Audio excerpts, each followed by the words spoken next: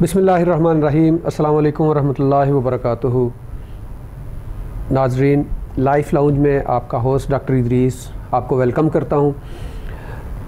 रमज़ान की आमद है। सबसे पहले तो हमारे गल्फ़ और बाकी की दुनिया के वो ममालिक जिनमें मुसलमानों ने आज रमज़ान मुबारक का पहला रोज़ा रखा हुआ है, उनको मेरी तरफ़ से और मेरी पूरी टीम की तरफ़ से रमज़ान मुबारक की बहुत बहुत मुबारक। इन दुआओं के साथ कि अल्लाह रब्बुल इज़्ज़त आपके रोज़े और नेक अमाल कबूल फ़रमाए और आपको रमज़ानुल मुबारक की इन सातों और घड़ियों से कमा हक़्क़हू फ़ायदा उठाने की तौफ़ीक़ अता फ़रमाए और आपकी तमाम दुआएं कबूल फ़रमाए।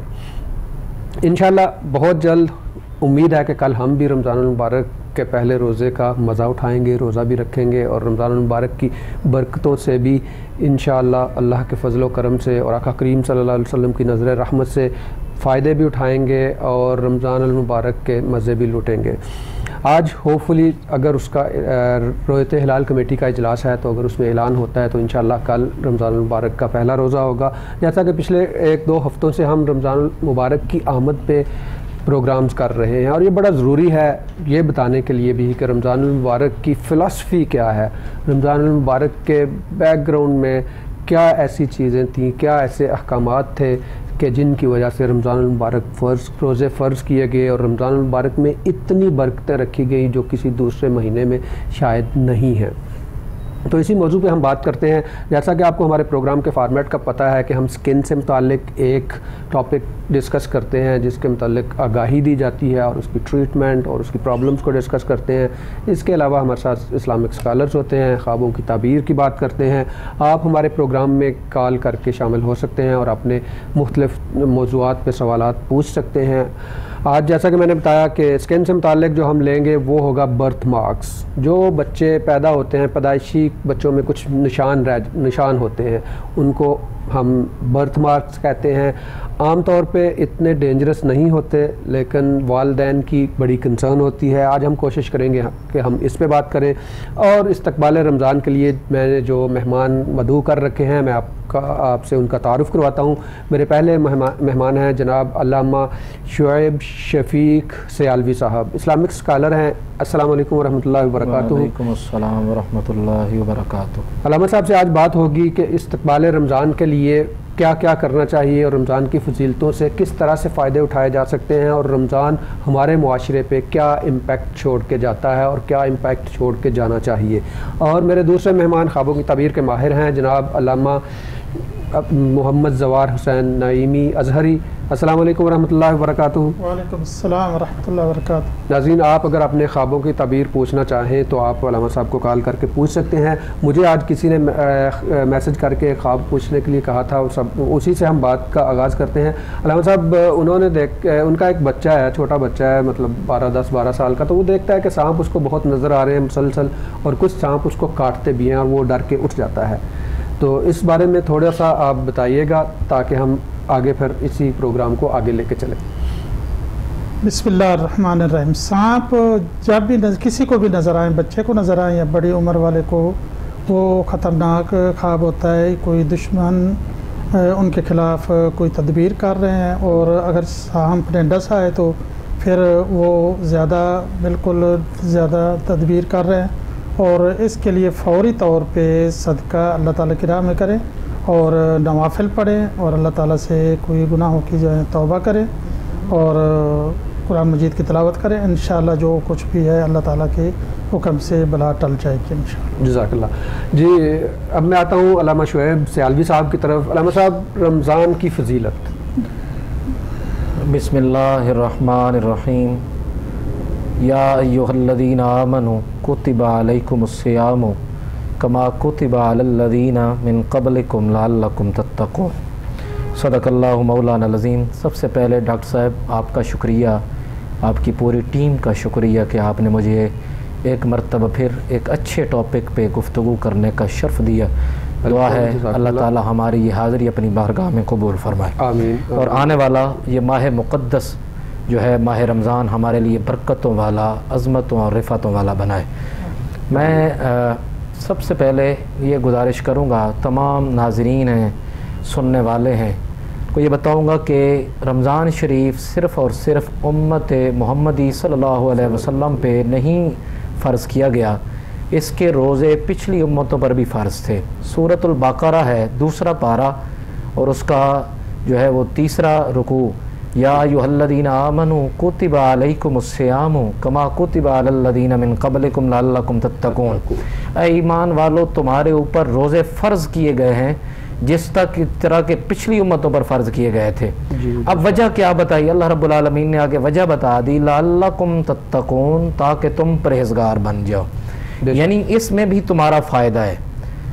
रोज़ा इसलिए तुम्हारे ऊपर रखा गया ताकि तुम्हारे अंदर परहेज़गारी आ जाए, तकवा आ जाए, अल्लाह रब्बुल आलमीन का खौफ, डर, उसके अज़ाब का खौफ और उसकी रहमत की तरफ जो है वो तुम खिंचे चले आओ, इसलिए तुम्हारे ऊपर रोज़ा फ़र्ज़ किया गया है। अब इस रमज़ान शरीफ में हमारे ऊपर बहुत सारे एहसानात किए गए। अब तकवा कैसे हासिल होता है? हदीस पाक है कि रोज़ा सिर्फ़ इस चीज़ का नाम नहीं है कि एक इंसान भूख और प्यास बर्दाश्त करे, बल्कि रोज़ा साथ में आँखों की हिफाजत, कानों की हिफाजत, ज़ुबान और हाथ और पाँव, जिस्म के एक एक उज़्व की हिफाजत। पूरा साल वैसे हमें इस चीज़ से रोका गया है कि हम गुनाहों से बचें, गलतियों से महफूज रहें, लेकिन रमज़ान शरीफ में इसके बचने का सवाब 2 गुना नहीं बल्कि कई मरतबा ऐसी जगह पे है कि 70 गुना बढ़ा दिया जाता है। सुभान अल्लाह। जैसा कि हदीस पाक है कि रमज़ान शरीफ के अंदर बरकत ये हासिल होती है कि एक आदमी जब नफल अदा करता है, अल्लाह रब्बुल आलमीन उसे फ़र्ज़ का सवाब अता फरमाता है। सुभान अल्लाह। अब फ़र्ज़ क्या है? जो चीज़ इंसान के ऊपर ज़रूरी कर दी जाए। मिसाल के तौर पर अगर आदमी 2 नफल अदा करता है, उसको 2 फ़र्ज़ों का सवाब दिया जाता है। जो आदमी 4 नफल अदा करता है, उसे 4 फ़र्ज़ों का सवाब दिया जाता है। इस तरह जो फ़राइज़ का सवाब है, एक आदमी 1 फ़र्ज़ अदा करे, अल्लाह रब्बुल आलमीन उसको 70 फ़र्ज़ों के बराबर सवाब अता फरमाते हैं। अब एक जामिया मस्जिद में जो हदीस पाक है जिसके 2 मफ़हूम हैं, 2 अहादीस हैं। एक है कि आप जामिया मस्जिद में जब नमाज जुम्मा अदा करते हैं, अल्लाह रब्बुल आलमीन आपको एक नमाज का सवाब उस जुम्मे का जामिया मस्जिद में अपनी में 25 नमाज़ों का कम से कम सवाब मिलता है आम हालात में, रमज़ान के अलावा। अब अगर इन्हीं 25 नमाज़ों को आप रमज़ान शरीफ में मल्टीप्लाई करें, यानी हर फ़र्ज़ के बराबर में 70 फ़र्ज़ अगर आप जमा करें, इस तरह अगर 25 नमाज़ें उनको आप मल्टीप्लाई करें 70 के साथ, यानी ज़रब दें, तो सवाब कहाँ तक जाता है? डॉक्टर साहब, ये अल्लाह रब्बुल आलमीन ने हमारे लिए इसमें रहमतें, बरकतें रखी हैं। आगे चल के बात होगी इंशाअल्लाह ताला। जो आपने मल्टीप्लिकेशन की बात की, तो इसमें ये देखें कि अल्लाह रब्बुल इज़्ज़त, मैं हमेशा कहता हूँ आका करीम सल्लल्लाहु अलैहि वसल्लम की उम्मत के लिए बहाने बनाए हुए हैं जिसके बेस पे ताकि इनकी मग़फ़रत हो सके, बख्शिश हो सके। आप थोड़ा सा और आगे जाएं तो जमात का सवाब आप उसको मल्टीप्लाई करें, फिर अगर आप वज़ू करते हुए मिसवाक कर लेते हैं तो आप उसको मल्टीप्लाई करें, और फिर रमज़ान का उसको मल्टीप्लाई करें, तो ये बात कहाँ की कहाँ पे पहुँच जाती है। बेशक आपने बिल्कुल सही फरमाया सवाब का। मैं साहब ये फरमाइए कि सवाब तो ठीक है, उस अजर तो मिलना ही मिलना है, और रोज़े का अजर जैसा कि हदीस में आता है, बारहा हर बंदे ने ये सुनी हुई है कि अल्लाह रब्बुल इज़्ज़त फरमाता है कि रोज़ा मेरे लिए है और मैं ही इसका अजर दूंगा, इससे बड़ा अजर और क्या हो सकता है। अब मेरा ये क्वेश्चन है कि इसका जो असर है हमारे मुआशरे पे रमज़ान शरीफ का, कि वो चीज़ें जिनसे हमें सारा साल मना किया गया है उनसे भी मना होना है, और कुछ चीज़ें तो हमें जो जायज़ चीज़ें हैं उनसे भी मना किया गया है, खाना पीना जैसे जायज़ है उनसे भी मना किया गया है। मैं कहता हूँ कि रमज़ानुल मुबारक जो है वो हमारा एक रिफ्रेशनर कोर्स होता है कि जो हम बातें भूल गए हैं दुनियादारी में जाके, वो सारी बातें फिर से हमें याद दिलवाई जाती हैं कि असल मकसद हमारा तकवा ही है। वमा खलक़तुल जिन्ना वल इंसा इल्ला लियअबुदून के बेस पे कि हमें इबादत की तरफ ही आना है। तो आप अपने पॉइंट ऑफ व्यू से ये बताइए कि इसका हमारे मुआशरे पे इम्पेक्ट क्या होना चाहिए। देखें, रमज़ान शरीफ में जो जायज़ कामों से मना किया गया है, मिसाल के तौर पर प्यास रखी गई है जी, भूख रखवाई गई है, उसकी वजह यह है कि सारा साल गुरबा व मसाकीन, वो लोग जिन्हें गोश्त खाने को नहीं मिलता, यानी आला जो चीज़ें हम इस्तेमाल करते हैं, सही, कई ऐसे गुरबा व मसाकीन लोग हैं जिनको खाने के लिए नहीं मिलता और पहनने के लिए नहीं मिलता। तो रोज़ा जो है हमें सब्र का दर्स देता है। बेशक सबसे बड़ी ये है, पीछे इसके अंदर अगर हम पढ़ें, या अय्युहल्लज़ीना आमनुस्तईनु बिस्सब्रि वस्सलाह, तुम मदद हासिल करो सब्र और नमाज से। इन्नल्लाह मअस साबिरीन, बेशक अल्लाह रब्बुल आलमीन सब्र वालों के साथ है। तो इससे ये रोज़े से हमें सब्र का दर्स मिलता है, यानी भूख भी बर्दाश्त करो, प्यास भी बर्दाश्त करो, इसलिए कि तुम्हें दूसरों की भूख का ख्याल हो। तुम देखो कि सुबह से लेकर एक शाम तक एक लिमिट टाइम है, ना उससे पहले तुम अफ्तार कर सकते हो, ना उससे बाद अफ्तार करने का हुक्म है। एक टाइम के अंदर तुमने सहरी को मुकम्मल करना है और फिर उसी टाइम के अंदर आपने अफ्तारी को जो है वो रोज़ा अफ्तार करना है, उससे आगे पीछे नहीं होना। उसकी वजह यह है कि एक रखा गया है कि तुम्हें मालूम हो कि जब कोई आदमी भूखा होता है तो उसको भूख कितनी सताती है। बेशक तुम्हें यह मालूम होना चाहिए कि किसी आदमी को अगर प्यास लगी है तो उसको प्यास कितना सताती है। तो रोजा हमें तकवे का दर्स, जो अल्लाह रब्बुल आलमीन ने फरमाया कि लअल्लकुम तत्तकून, तुम्हारे अंदर परहेजगारी आ जाए। उस परहेजगारी का मतलब यही है कि तुम जब भूख और प्यास बर्दाश्त करोगे तुम्हारे अंदर तकवा आएगा, अल्लाह रब्बुल आलमीन के बंदों से मोहब्बत बढ़ेगी। बेशक इसी बात को हम आगे बढ़ाएंगे। एक ब्रेक का टाइम होता है नाज़रीन, एक ब्रेक लेते हैं और उसके बाद हम स्किन के मसाइल पर भी बात करेंगे और रमज़ान शरीफ की फजीलत पर भी बात जारी रखेंगे।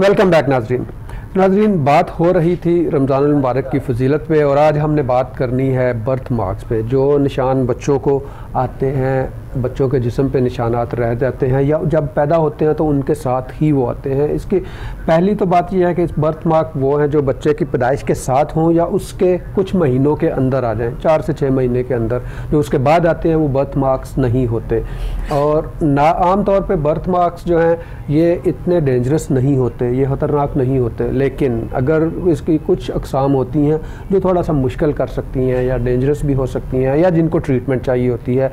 नॉर्मली तो बहुत सारे मतलब 80% और मोर देन 80% जो है ना उनको ट्रीटमेंट की ज़रूरत नहीं होती। तो वो जो 80% जिनको ट्रीटमेंट की ज़रूरत नहीं होती उन पे भी हम बात करेंगे और जिनको ज़रूरत होती है उन पे भी आज बात करेंगे।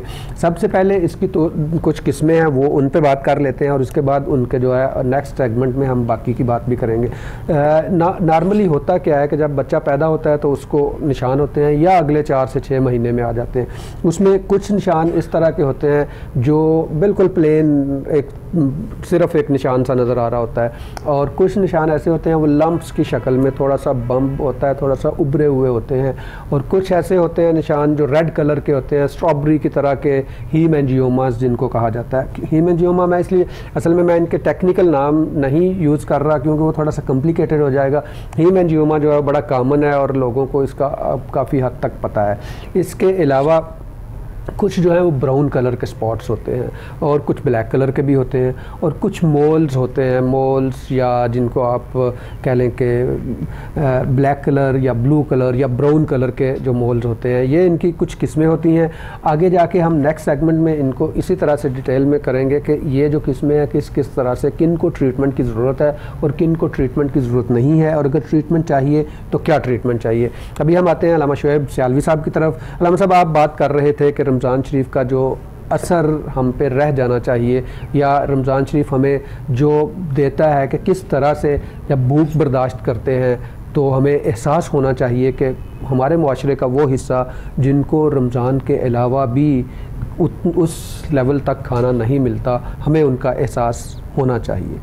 एहसास इस दीन इस्लाम जो है जी वो सबसे बड़ा जो सबक जो है वो एहसास का देता है। बेशक वो वालिद हो वालदा का जिस तरह एहतराम रखा गया है वालदैन का, कि जब वालदैन बूढ़े हो जाते हैं, बुज़ुर्ग हो जाते हैं तो उस वक़्त उनको किसी और चीज़ की ज़रूरत नहीं होती, सिर्फ औलाद की खिदमत की ज़रूरत होती है। सही इसी तरह जो है मुआशरे के अंदर रहने के लिए एहसास ज़िम्मेदारी बड़ी है। हुज़ूर अलैहिस्सलातु वस्सलाम ने पड़ोसी की हुकूक पर बहुत ज़्यादा जो है वो ज़ोर दिया। हज़रत जिब्राईल अलैहिस्सलाम के बारे में हुज़ूर अलैहिस्सलाम फरमाते हैं कि मेरे पास बार बार हज़रत जिब्राईल आए और पड़ोसी के हुकूक के बारे में मुझे बताते रहे, तो मैं यहाँ तक समझा कि हो सकता है कि पड़ोसी को अपने जो है जिस तरह रिश्तेदारों को दिया जाता है विरासत में हिस्सा, इस तरह हो सकता है कि पड़ोसी को भी शामिल कर लिया जाए। यहाँ तक बात पहुँच गई। तो इस्लाम जो है हमें एहसास सिखाता है।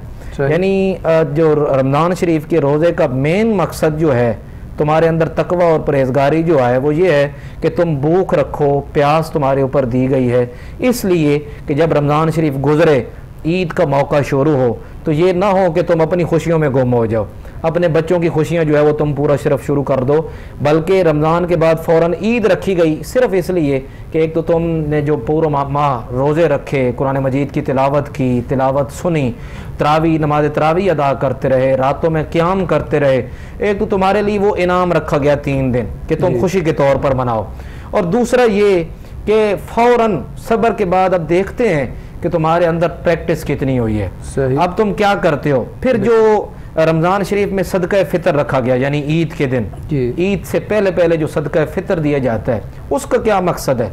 उसका मकसद भी सिर्फ और सिर्फ यही है कि तुम उन लोगों तक सदका फ़ितर, अपना सदका पहुँचाओ जो लोग अपने जूता नहीं ख़रीद सकते, अपने कपड़े नहीं ख़रीद सकते, तुम्हारे साथ ईद की खुशियों में शामिल नहीं हो सकते, तुम उन तक अपना माल पहुँचाओ सही तरीक़ा के साथ। और फिर उसका एक मुनासिब रखा गया, गंदम के लिहाज से किशमिश है, खजूर है, उसके लिहाज से इस्लाम ने बताया कि तुमने क्या क्या देना है। तो यानी ये चीज़ रखी गई कि ताकि वो गुरबा मसाकीन जो सारा साल खुशी नहीं मना सकते, जो मुस्करा नहीं सकते, उनके चेहरों पर मुस्कुराहटें आ जाएं। तो इस्लाम हमें गमखारी का दर्स देता है। आप सल्लल्लाहु अलैहि वसल्लम ने इरशाद फरमाया ये महीना गमखारी का महीना है, और आप सल्लल्लाहु अलैहि वसल्लम की जो है वो सखावत के बारे में जो बात मिलती है, हुजूर अलैहिस्सलाम के बारे में सहाबा फरमाते हैं कि जब रमज़ान शरीफ का महीना शुरू होता, हुजूर एक तेज़ हवा की तरह सखावत फरमाया करते थे। जिस तरह एक आंधी चलती है एक तरफ, हुजूर इस तरह सखावत फरमाते, अपना माल गरीबों पर खर्च करते। तो ये जो रमज़ान शरीफ का महीना है, ये हमें अल्लाह के रास्ते में गुरबाओ मसाकीन पर खर्च करने का दर्स देता है कि हम इस अपना माल, अपने सदकात, अपनी खैरात, अपनी ज़कात इस महीने के अंदर निकालें, खर्च करें। जितना हम खर्च करेंगे अल्लाह रब्बुल आलमीन हमें उससे कई गुना जो है वो ज़्यादा करके अता फरमाएगा। अल्लामा साहब, यहाँ पे बात ज़कात की हुई है, तो एक ज़िमनी सा क्वेश्चन मैं आपकी खिदमत में अर्ज़ करना चाहता हूँ कि एक तो हमारे पास इतना टाइम नहीं है कि इसमें डिटेल से आज बात की जा सके, किसी प्रोग्राम में इंशाल्लाह देखेंगे। थोड़ा सा एक ओवरव्यू दे दें कि ज़कात का जो निसाब है वो किस तरह से देखना है और कितने % और किस तरह से जो है वो देनी है, क्योंकि बहुत हमारे मुआशरे के ज़्यादातर लोग अपनी ज़कात रमज़ान शरीफ में ही निकालते हैं। कुरान मजीद के अंदर अल्लाह रब्बुल आलमीन ने ज़कात के 8 मसारिफ बयान कर दिए हैं। इन्नमस सदक़ातु लिल फ़ुक़राई वल मसाकीन वल आमिलीन वल मुअल्लफ़ति क़ुलूबुहुम व फ़िर रिक़ाब वल गारिमीन व फ़ी सबीलिल्लाहि व इब्निस सबील। और फिर अल्लाह ने यह भी फरमा दिया फ़रीदतम मिनल्लाह, ये अल्लाह की तरफ से फ़र्ज़ की गई है, और इसमें भी तुम्हारा फ़ायदा है, तुम्हारा माल पाक हो जाए। ज़कात का माना होता है पाक करना। जो आदमी अपना माल देता है, जो उसके पीछे माल रह गया, वो पिछले माल को भी ज़कात पाक कर देती है। इसमें भी हमारा फ़ायदा रखा गया। अब मैंने ये 8 मसारिफ बयान कर दिए हैं, और ये गालिबन सूरत तौबा की आयत है, तो ये आप उसके तर्जमा और उसका मफ़हूम आप देख लीजिए नाज़रीन जो मुझे सुनने वाले हैं। टाइम की कमी की वजह से अब 7.5 तोले सोना या 52.5 तोले चांदी ये हमारे पास जो है ये मौजूद हो या इसके बराबर रकम हो। अब 7.5 तोले सोना शायद ही किसी के पास हो, क्योंकि सोने की कीमत जो है वो बहुत ज़्यादा है, तो हमने चांदी के मुताबिक देखना है। अगर चांदी के बराबर हो या सोने के बराबर हो या इन दोनों को मिलाकर हमारी निसाब को कीमत पहुंच जाए, वो माल जो हमारा ज़रूरत से ज़्यादा है, वो माल जो ज़रूरत से ज़्यादा है वो हमारे पास हो, और उसकी कीमत 7.5 तोले सोना या 52.5 तोले चांदी, इन दोनों में से किसी एक में या दोनों को मिलाकर पहुंच जाए, तो हमारे ऊपर ज़कात वाजिब हो जाती है, और साल में एक दफ़ा अदा करना ज़रूरी है। या इतनी रकम जी मैंने बात करते हैं जी मेरे पास तो चांदी भी नहीं है, सोना भी नहीं है, लेकिन बैंक बैलेंस में बहुत सारे जी इसके मुताबिक माल हो या रकम हो तो हमारे ऊपर ज़कात जो है वो फर्ज हो जाती है। तो ये 2.5% जी 100 में से 2.5 रुपए, इस तरह आप अंदाजा करें कि अगर आपके पास 100 रुपए है तो उसमें से आपने 2.5 रुपए जो है वो ज़कात देनी है। जी बिल्कुल। तो इसके ऊपर साल गुजरना भी ज़रूरी है। बिल्कुल सही।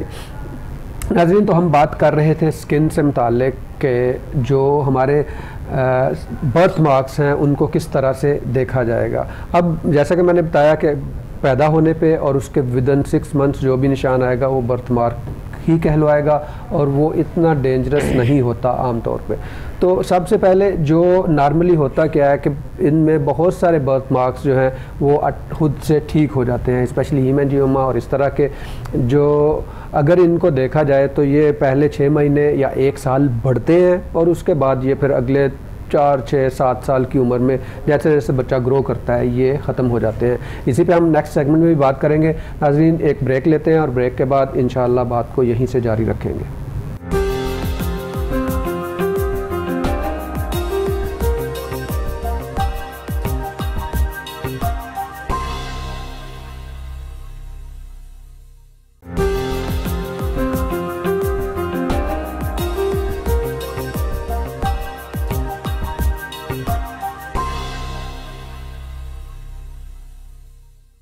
वेलकम बैक नाजरीन।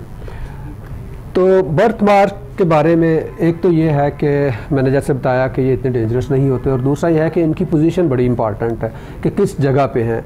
अगर आँख के इर्द गिर्द हैं या आँख की बिनाई को मुतासर कर रहे हैं या ये ज़्यादातर फेस के जो है ना ये थोड़े से प्रॉब्लमेटिक होते हैं, बाकी के जिस्म पे हों तो उनको इग्नोर किया जा सकता है। अब ये है कि आपने ट्रीटमेंट से पहले डॉक्टर को अगर दिखाना है तो किस सूरत में दिखाना है। सबसे पहली बात तो ये है कि आपने ये देखना है कि वो बर्थ मार्क आपकी किसी एक्टिविटी को तो वो उसके लिए तो प्रॉब्लम नहीं कर रहा। जैसे आंख पे है तो देखने में प्रॉब्लम हो रही है, या कान में है, या नाक पे है, या कॉस्मेटिकली अच्छा नहीं लग रहा, या इसके अलावा ये है कि वो बर्थ मार्क एकदम से बढ़ना शुरू कर देता है, उसके साइज़ में इजाफा हो जाता है या उसका कलर चेंज होता है, या फिर वो अगर मोल है तो आप अगर जीपी को अपने को दिखाया तो उसने कहा कि ये बड़ा मोल है, 5 सेंटीमीटर से बड़ा है, तो उसको भी एक दफ़ा दिखाना ज़रूरी होता है। या ये है कि वो अपने साइज़ में बड़ा हो रहा हो। जैसा आपको याद होगा मैंने मोल्स के बारे में कहा था कि ABCDE जो है वो देखनी चाहिए कि A फॉर अपीयरेंस है कि वो कैसा नज़र आ रहा है, अगर उसकी अपीयरेंस सेम है तो कोई प्रॉब्लम नहीं है। B फॉर बॉर्डर्स है, उसके बॉर्डर्स अगर इर्रेगुलर होते हैं तो फिर वो दिखाने के लिए होता है। C है कलर में अगर चेंजेस आती है तो वो देखा जाता है। D से हम डिसफिगरमेंट कहते हैं। अगली डकलिंग साइन वाली बात उस वक्त भी हुई थी कि अगर एकदम से वो लगे कि यार ये एकदम से इसकी चेंज हो गई है या ये नॉर्मल नहीं नज़र आ रहा तो उस सूरत में भी दिखाएंगे आप। और E इनलार्जमेंट में है कि अगर वो साइज़ में इनलार्ज हो रहा है तो उस सूरत में आपने दिखाना है जाके डॉक्टर को, और वो मोस्ट प्रॉब्ली स्किन स्पेशलिस्ट को दिखाएंगे आप, तो वो आपको उस हिसाब से बताएंगे कि इसकी ट्रीटमेंट चाहिए या नहीं चाहिए।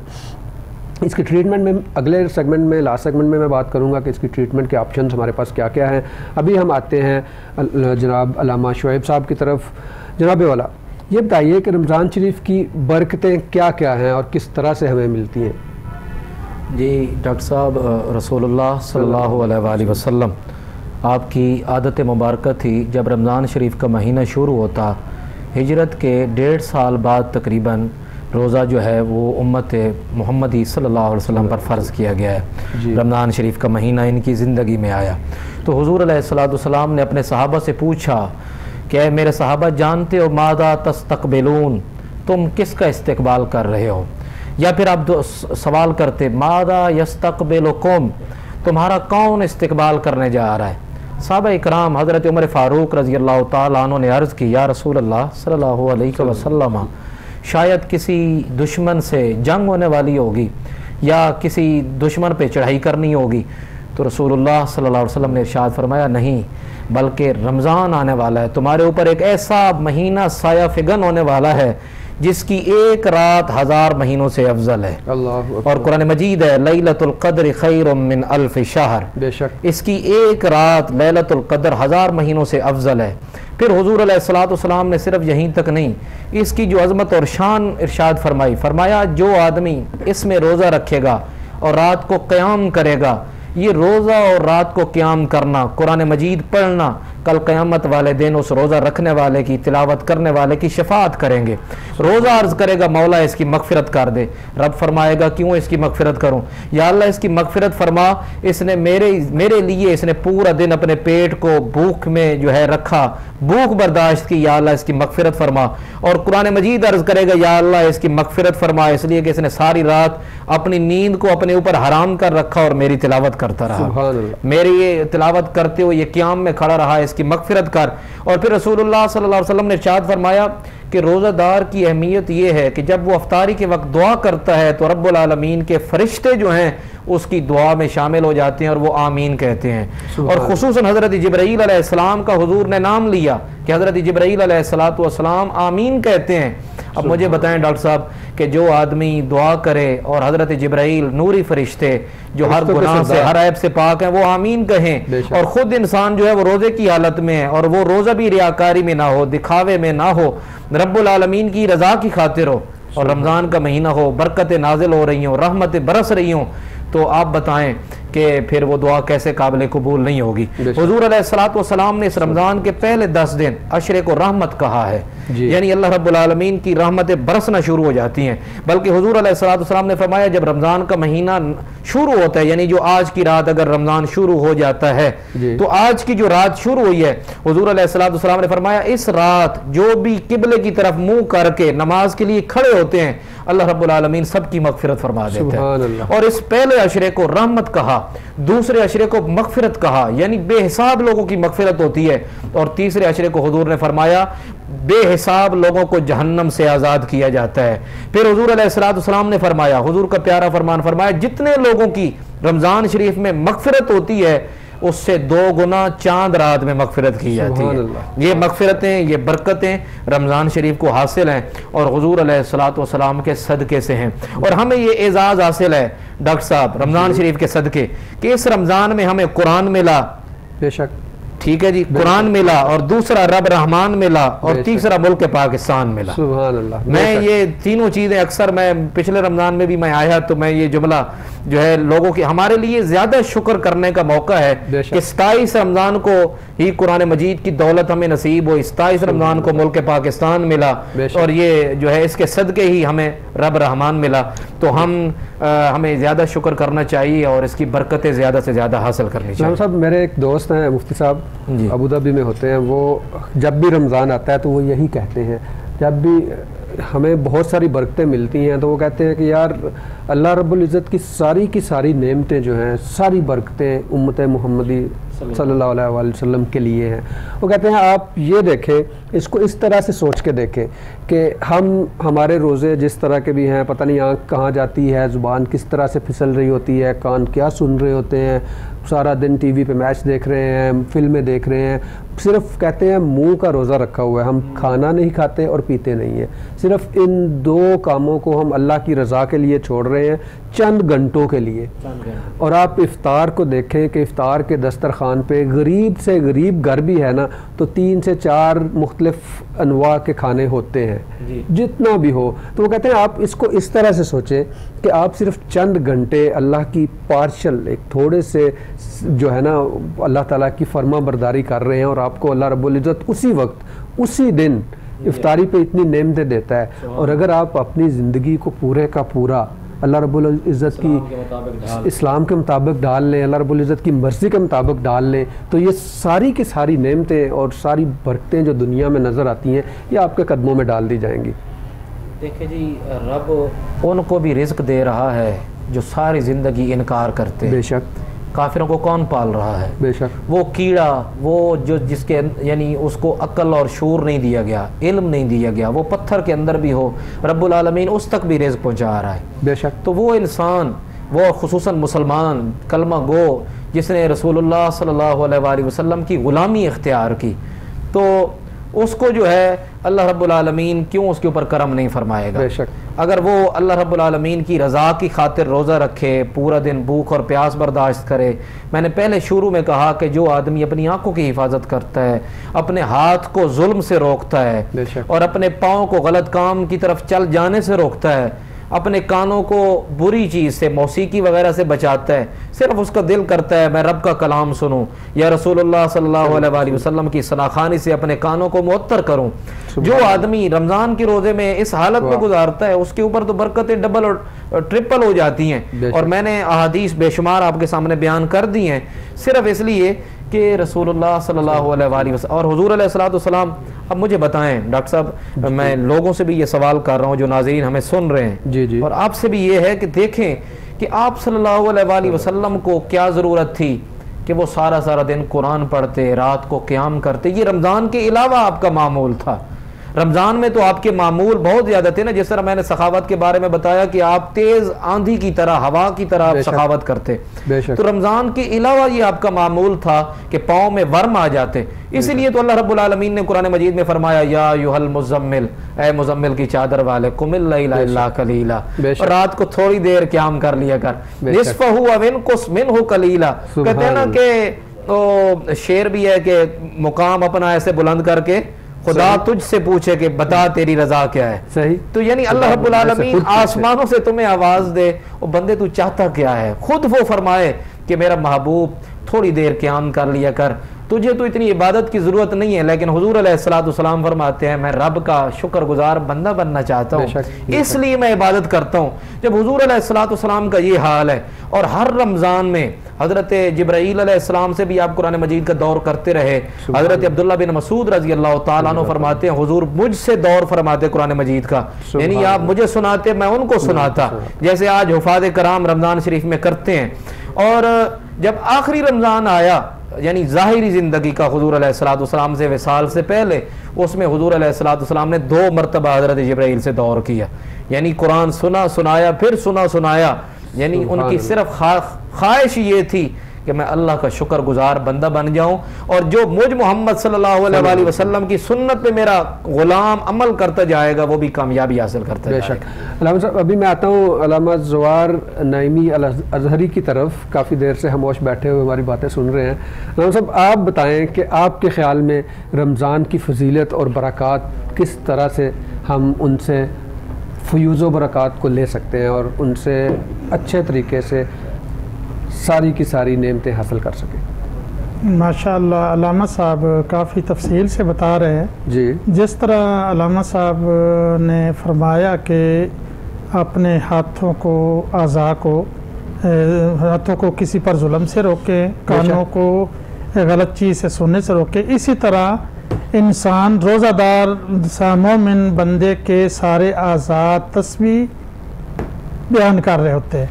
मसलन सबसे कमाल की बात यह है कि जब आदमी सोता है तो ये भी इबादत है रोज़ेदार की। दिन को अगर वो सो रहा है तो ये सोना भी उसकी इबादत है। बेशक। बाकी तफसील से माशाल्लाह काफ़ी माशाल्लाह उन्होंने बड़े से तफसील से बताया। नाज़रीन, एक ब्रेक का टाइम होता है, ब्रेक लेते हैं और ब्रेक के बाद हमने वाइंड अप भी करना है। और मैं जो बर्थ मार्क्स हैं जो डेंजरस हो सकते हैं, जिनकी ट्रीटमेंट ज़रूरी है, उसके लिए क्या क्या ट्रीटमेंट ऑप्शन हैं उन पर भी बात करेंगे, और रमज़ान शरीफ के बारे में भी बात करेंगे ब्रेक के बाद।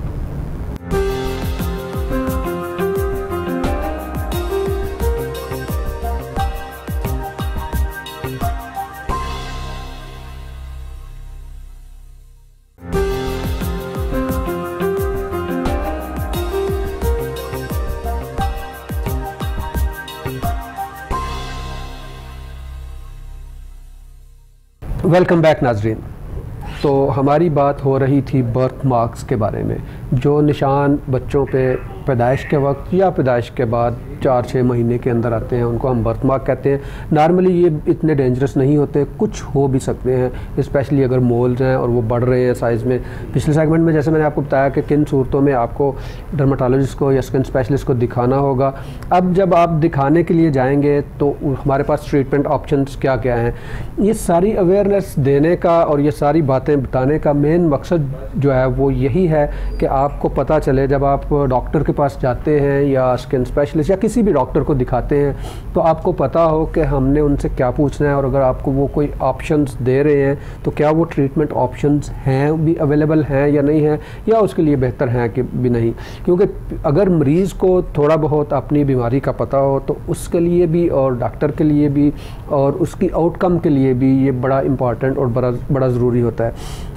नाज़रीन, इसमें ट्रीटमेंट ऑप्शन में सबसे पहला तो ये है कि इनको ऐसे ही छोड़ देते हैं, कोई प्रॉब्लम नहीं है। आम तौर पे ये प्रॉब्लम करते भी नहीं हैं। जैसा कि मैंने पिछली सेगमेंट में बताया कि वो जो अगर आपको लगे कि उसमें प्रॉब्लम्स हो रही हैं तो आप जीपी को दिखाएं या फिर आप स्किन स्पेशलिस्ट के पास जाएं। तो जो ट्रीटमेंट ऑप्शन हैं हमारे पास, उसमें सबसे पहले तो कुछ मेडिसिन होती हैं जो हम टॉपिकली ऊपर लगाने के लिए देते हैं उस निशान के लिए, जो उसकी ब्लड सप्लाई को थोड़ा कम करके उसको फेड आउट कर देते हैं, जिससे वो कम साइज़ में भी कम हो जाता है और बाज़ औक़ात वो ठीक भी हो जाता है। अगर नहीं हो तो फिर दूसरा ऑप्शन हमारे पास होता है लेज़र का।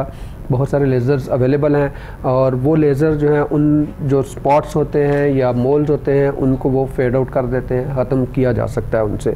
और तीसरा ऑप्शन जो है वो सर्जरी का होता है, जो डिपेंड करता है कि कौन से एरिया पे है, फेस पे हो, तो उसके लिए मैं हमेशा रिकमेंड करता हूँ कि प्लास्टिक सर्जन जो हैं उनकी खिदमत से फ़ायदा उठाया जाए, और अगर किसी दूसरे एरिया में है तो वो जीपी भी कर सकता है, स्किन स्पेशलिस्ट भी कर सकते हैं, उसको उसी हिसाब से देखा जा सकता है। तो ट्रीटमेंट के 3 ऑप्शन मैंने आपको बताए, या ऊपर लगाने के लिए दवाइयाँ हैं, या फिर लेज़र है, या फिर सर्जरी है।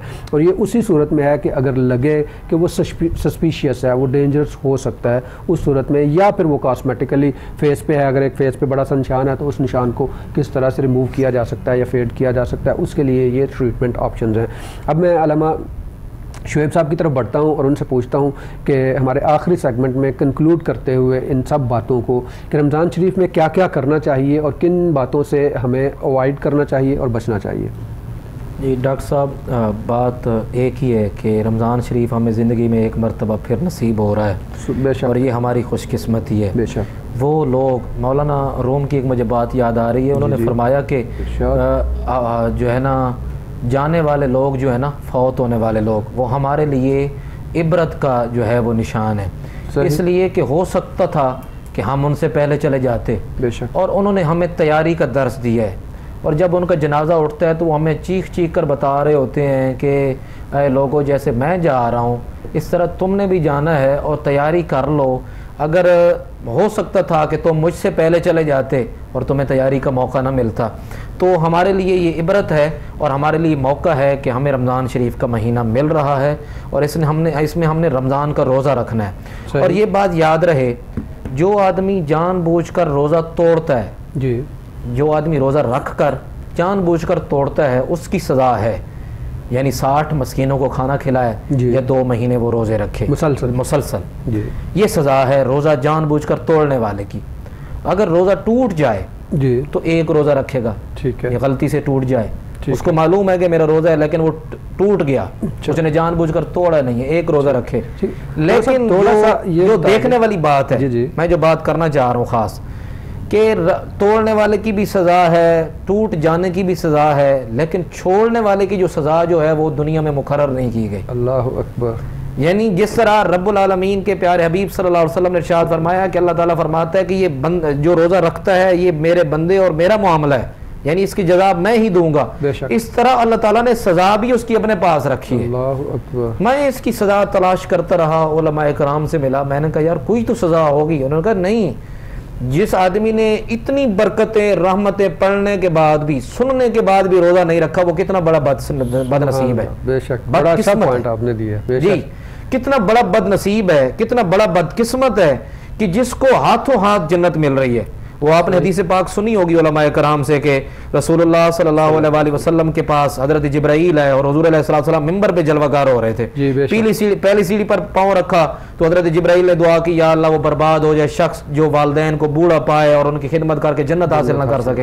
हुजूर अलैहि सलाम ने आमीन कह दिया। बेशक। फिर दूसरी पे हजरत जिब्राईल ने दुआ की, या रसूलुल्लाह बर्बाद हो जाए वो शख्स जो आपका नामे नामी इसमें गरामी सुने और आपके ऊपर दुरूद सलाम न पड़े। हुजूर अलैहि सलाम ने आमीन कर दी। अब तीसरे पे उन्होंने दुआ ये की कि जो रमजान का महीना अपनी जिंदगी में पाए और पाकर जन्नत हासिल ना कर सके वो भी बर्बाद हो जाए। तो आमीन 3 दफा कहा। तो साहबा इकराम ने पूछा, या रसूल अल्लाह ये क्या था? तो हुजूर ने फिर ये इरशाद फरमाया कि जिब्राईल आए थे। साहब मैं आपकी बात को यही पे आगे बढ़ाता हूँ कि आपने पहले कहा कि वो दुआ जिस पे जिब्राईल अलैहिस्सलाम आमीन कहे जी, तो उसकी तो कबूलियत यकीनी है। तो वो दुआ जिस पे आका करीम सल्लल्लाहु अलैहि वसल्लम को आमीन फरमाते हैं, तो उसके बारे में हमें जी, ये बहुत बड़ा पॉइंट आपने बताया। ये सोचने वाली बात है। और कासिद जो है ना जी, हजरत जिब्राईल अलैहिस्सलाम कासिद बन के आते हैं, बेशक, बल्कि उनका मुकाम बहुत ज़्यादा है। पहली बात है, कई लोगों को मैं ये भी बताता चलूँ, खुसूसन अपने उलमा से और सना खानों से ये गुजारिश है कि वो स्टेज पे खड़े होकर जिब्रील जिब्रील जिब्रील करते रहते हैं। उनसे गुजारिश है, जब भी हजरत जिब्राईल अलैहिस्सलाम का नाम लेना है तो उनके ऊपर पूरा नाम लेना है। किसी भी सहाबी रसूल का, किसी भी औलिया कराम का, वली कामिल का नाम हमने लेना है तो उनका पूरा नाम ले। बेशक, हम जब दाता साहब को दाता साहिब कहते हैं तो हमें चाहिए कि हम हजरत जिब्राईल अलैहिस्सलाम का नाम लें तो जिब्रील जिब्रील नहीं। इसी तरह हजरत फातिमा ज़हरा की शान है, सैयदा कायनात, उनकी कितनी अजमत आला जो है वो मुकाम है। लोग नाम लेते हैं ज़हरा ज़हरा सना खान बार बार पुकार रहे होते हैं, तो ये दरमियान में बात आ गई। बड़ा तो अच्छा आपने जी हाँ इसको पॉइंट आउट किया कि ये बहुत इंपॉर्टेंट है, क्योंकि हमारे इस्लाम में जो बेसिक्स दिए जाते हैं ना, उनमें अदब बहुत ज़्यादा बड़ी है। अदब है पहला करीना, मोहब्बत के करीनों में का अदब बानसीब कहा जाता है। अगर हम दावा ये करते हैं कि हमें मोहब्बत है अल्लाह और उसके रसूल से और नेक लोगों से, तो उनका नाम भी जो है वो अदब और एहतराम से लेना चाहिए। अच्छा, वो दरमियान में जो बात आई थी, आपने बताया कि जो रोज़ा टूट जाता है, एक तो यह है कि उसने तोड़ दिया, जी, और एक यह है कि गलती से टूट गया। वो कौन कौन से अवामल हैं जिनकी वजह से रोज़ा टूट जाता है? टूट जाता है वो चीज़ जो हमारे हल्क से गुजर के मैदे के अंदर चली जाए, वो रोज़े को तोड़ देती है। ठीक है। अब मिसाल के तौर पर वुज़ू कर रहा था और पानी अंदर चला गया, वो रोज़े को तोड़ देते हैं। सही। इसके अलावा जो चीज़ मैदे में न जाए, मिसाल के तौर पर जो है खून के अंदर चीज़ शामिल होती है, या वैसे टूथपेस्ट का भी कुछ उलमा ने फतवा दिया कि जायज़ है, लेकिन नहीं करनी चाहिए रोज़े की हालत में। सही। कोशिश ये करनी चाहिए क्योंकि उसके जरासीम और उसका वो टेस्ट अंदर चला जाता है। सही। वो चीज़ जो मैदे के अंदर चली जाए वो रोज़ा तोड़ देती है। वरना जिस तरह हमने बताया कि आंखों का भी रोज़ा है, हाथों का भी रोज़ा है, पाँव का भी, तो अगर एक आदमी जानबूझकर अपनी आंखों से गुनाह करता है तो उसकी आंख का रोज़ा तो टूट गया। सही। अब उसको उसके ऊपर माफ़ी मांगनी चाहिए। लेकिन वो जो हकीकी रोज़ा है, जो चीज़ मैदे के में जाने के टूट जाती है, उसमें जो है ना वो रोज़ा बरकरार रहता है, लेकिन सवाब में कमी आ जाती है। तो इसलिए कोशिश करनी चाहिए कि वुज़ू करते हुए या बुर्श वगैरह करते हुए अंदर चीज़ अगर न जाए तो वो रोज़े को नहीं तोड़ती। बाकी खून देने से जो है रोज़ा नहीं टूटता। अगर खून इतना ज़्यादा दे बैठा तो उससे कमज़ोरी आ जाती है और रोज़ा तोड़ना पड़ जाए। तो कोशिश ये करनी चाहिए कि वो रोज़े के अंदर ये ख्याल करना चाहिए।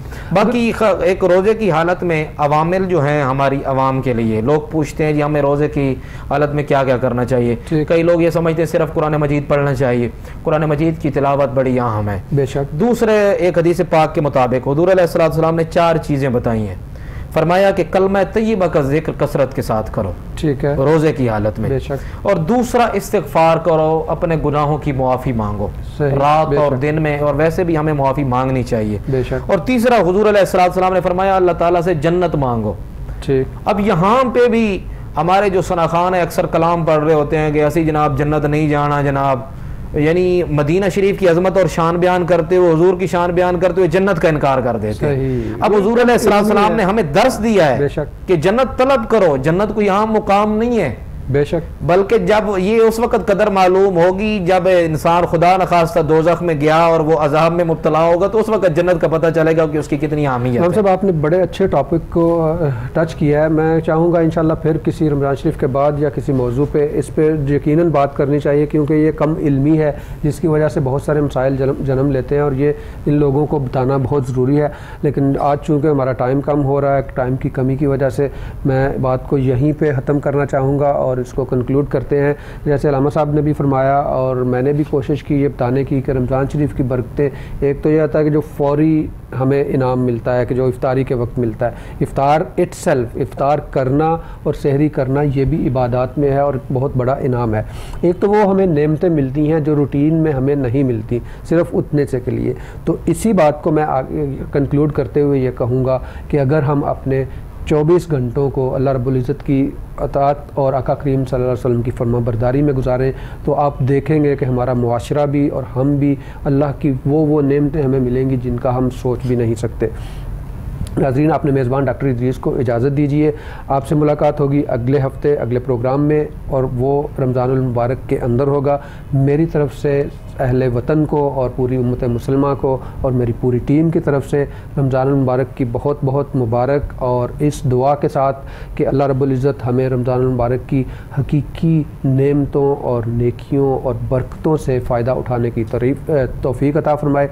मैं अपने दोनों मेहमान जनाब अल्लामा शुएब शफ़ीक सियालवी साहब और अल्लामा ज़वार नईमी अल-अज़हरी साहब दोनों का शुक्रिया अदा करता हूँ कि तशरीफ़ लाए और बहुत अच्छी बातें करने को मिली। आप दोनों को भी रमज़ान की बहुत बहुत मुबारक और अल्लाह हाफ़िज़। अस्सलामु अलैकुम व रहमतुल्लाहि व बरकातुहू।